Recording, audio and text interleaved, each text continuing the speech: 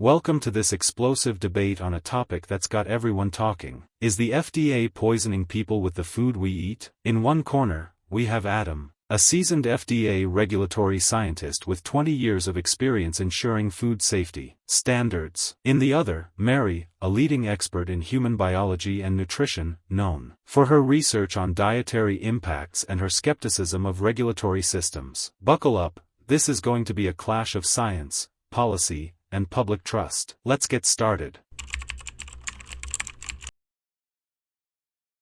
Let's get to the elephant in the room, industry influence. Mary, you've hinted at conflicts of interest. Adam, you deny they skew decisions. Mary, go ahead.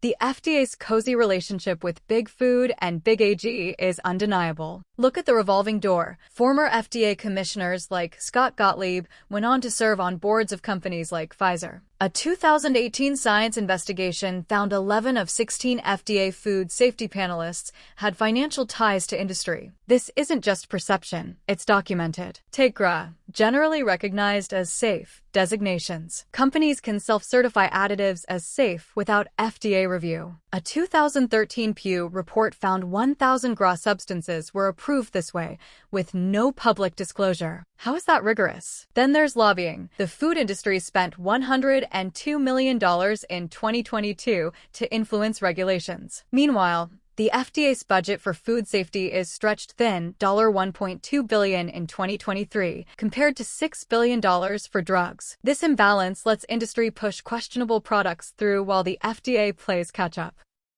You're throwing around numbers to make it sound sinister, but let's break it down.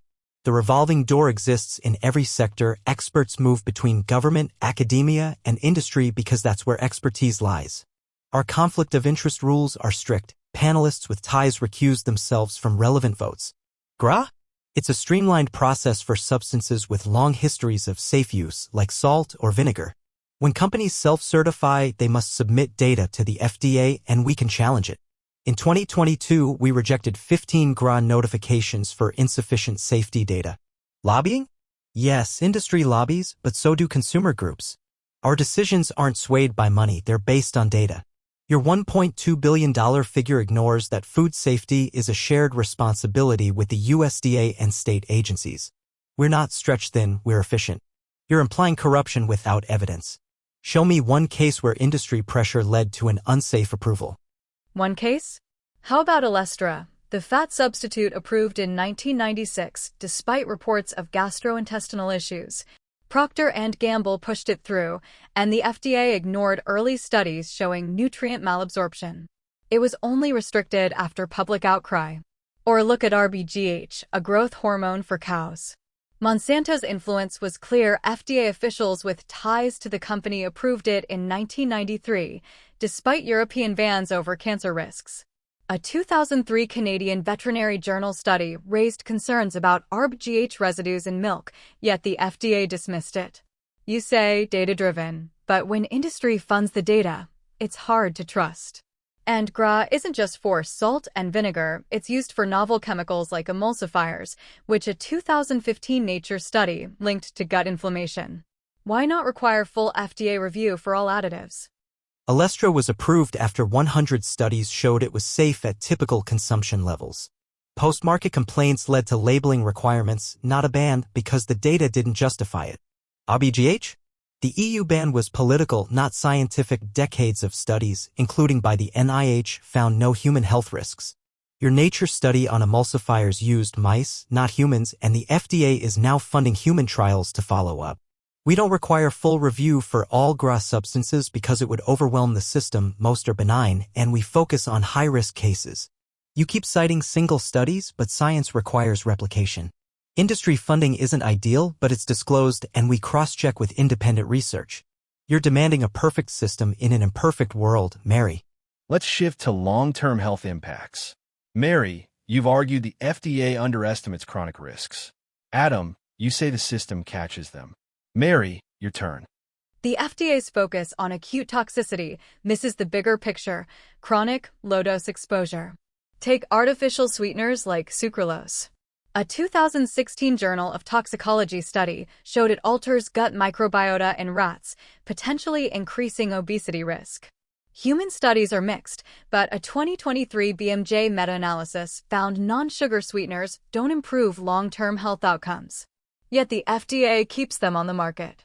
Or consider ultra-processed foods, which make up 60% of U.S. diets. A 2019 cell metabolism study linked them to weight gain, yet the FDA doesn't regulate processing as a risk factor. Why? Because it's too cozy with Kraft and Nestle. Meanwhile, chronic diseases, obesity, diabetes, cancer are skyrocketing. A 2022 CDC report says 40% of cancers are diet-related. If the FDA isn't poisoning us, it's certainly not protecting us from a food system that's killing us slowly. You're conflating FDA's role with broader public health issues. We regulate safety, not dietary choices. Ultra-processed foods aren't poison. They're safe within regulatory limits. Your cell metabolism study showed overconsumption, not inherent toxicity. People choose to overeat. We can't ban chips because some abuse them. Sucralose?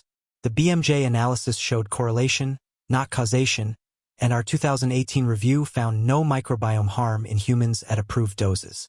Chronic diseases are complex, genetics, lifestyle, and socioeconomic factors play huge roles.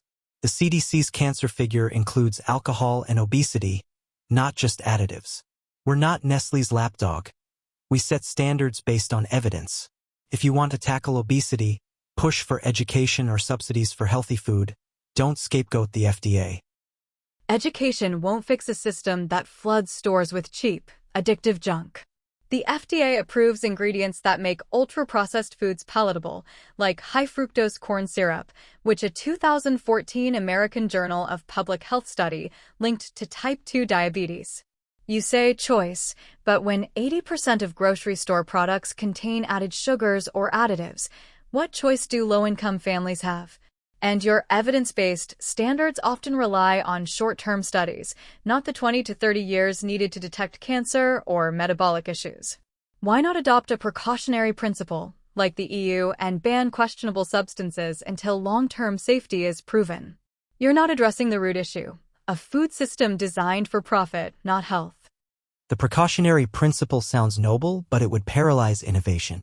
The EU bans substances like Red 40 but allows others we don't. Their system isn't perfect either. High-fructose corn syrup is safe in moderation. Your study linked excessive consumption, not typical use. We can't regulate poverty or corporate marketing. That's beyond our mandate. Our job is to ensure products meet safety thresholds, which they do based on thousands of studies. You want systemic change? That's Congress or the USDA's job. Blaming the FDA for obesity is like blaming a doctor for a patient's smoking habit. We provide the data, society decides what to do with it. The FDA isn't perfect, but we're not poisoning anyone. Our standards are based on rigorous science, and we adapt as new evidence emerges. We protect 330 million Americans from a complex food supply with recalls, inspections, and testing. Fearmongering about toxins ignores the data. Our food is safer than ever, with foodborne illness outbreaks down 30% since FSMA. Mary's concerns about chronic risks are worth studying, but they don't justify dismantling a system that works. Trust the science, not the conspiracies. The FDA's science often serves industry over people.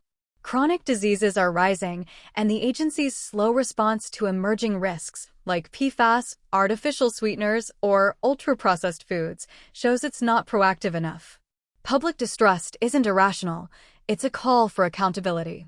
We need stricter standards, independent research, and a focus on long-term health, not just acute safety. The FDA isn't poisoning us deliberately, but it's complicit in a system that's harming us slowly. We deserve better. Wow, what a showdown. Adam defends the FDA's science-driven approach, while Mary calls for reform to address chronic risks and industry influence. Who won? That's for you to decide. Drop your thoughts below, and let's keep this conversation going.